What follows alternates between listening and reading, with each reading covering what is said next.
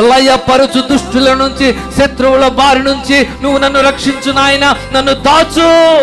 57 మనం చూస్తున్నాం. ఈరోజు మానవుడికి ఎక్కడైనా క్షేమం ఉందండి? లేచింది మొదలు బయటికి వెళ్ళి తిరిగి వచ్చే వరకు కూడా వస్తాడో రాడో కన్ఫర్మేషన్ లేనటువంటి పరిస్థితి.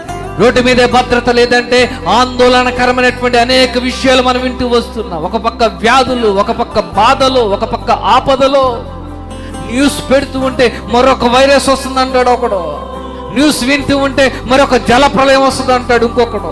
ప్రతి చోట, ప్రతి అడుగు, ప్రతి గంట, ప్రతి నిమిషం కూడా ఆందోళన, ఆందోళన, ఆందోళన. వీటన్నిటితో ఈరోజు మానవుడు ఎలా అయిపోయాడంటే నెమ్మది లేని స్థితిలో ఆత్మహత్యలు చేసుకుంటున్నటువంటి పరిస్థితి. ఈరోజు నేను చెప్తున్నాను, వీటన్నిటికీ విరుగుడు ఏదైనా ఉందా?